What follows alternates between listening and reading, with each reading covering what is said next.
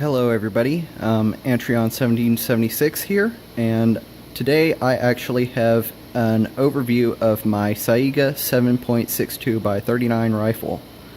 I actually took this out to the woods where our family has some land earlier today.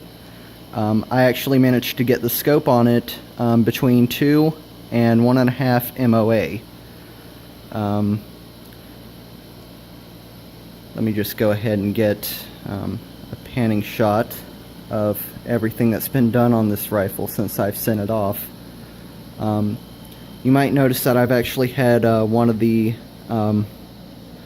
larger muzzle brakes. This one's actually an AK-74 style brake right here. It's actually supposed to be one of the heavier, just all steel ones.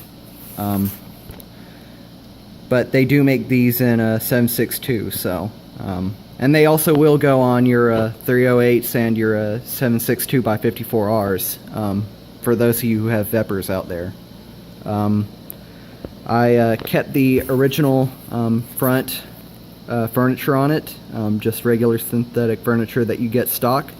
They did say that going through these modifications, they would have to modify the gas tube to where they had a different piston on here for a 922R compliance. I know it sounds just, it's terrible right now with some of the laws on these imports, but they are what they are. And this being an RWC brand Saiga, I'm not sure if you can see the logo there. I'll try and get it to where it'll focus a little better. There we go. But yeah, being an RWC Saiga, that does mean that this one is made at the Ishmash plant, and the prices on these have actually risen up. But that does not mean that as they're used, the quality goes down. This one is actually used. I actually almost got a new one in place of this one, but I sprung for the new used one at just about $100 less. And it's, performed pretty good with me. I actually killed my first deer with this rifle back about a year ago in September.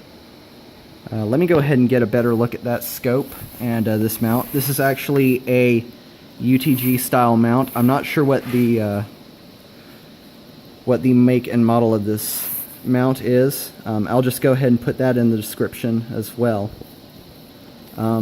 Actually, the scope that I have on this mount, it has ghost rings on it.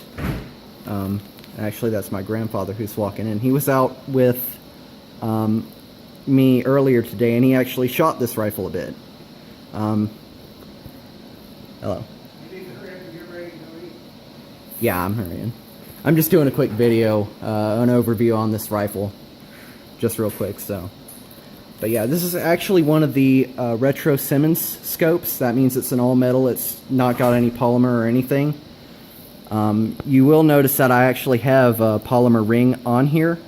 That's simply because the ones that I did have for it, they had different little Allen wrench screws. So I fixed it to where I could use the same Allen wrench on all four of them.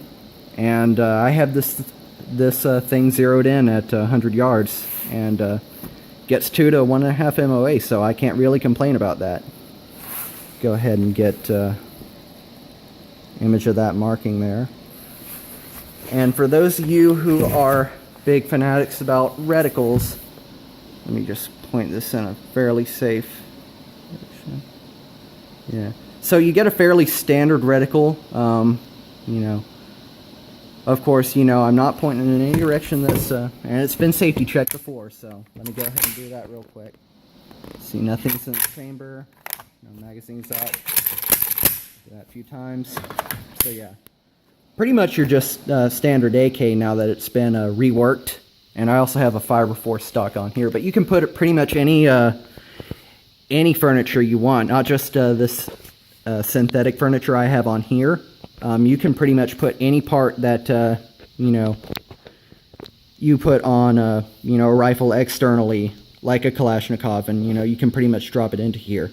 I do know that I've been told there's been some head spacing issues whenever you're doing something piston and bolt wise.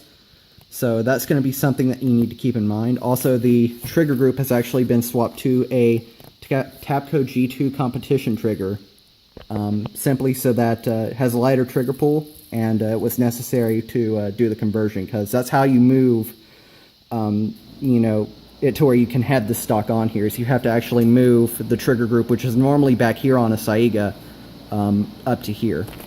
But yeah, you know, all in all, that's a overview of this reworked or converted Saiga rifle. You know, might actually see some footage of me shooting this in the future, so just, you know, stay tuned to my channel. If you like this video, go ahead and click that subscribe button, and also make sure to like the video if you liked it as well, because, you know, every like I get helps a bit. So that's all for it, guys, and I will talk to you all later in the next video.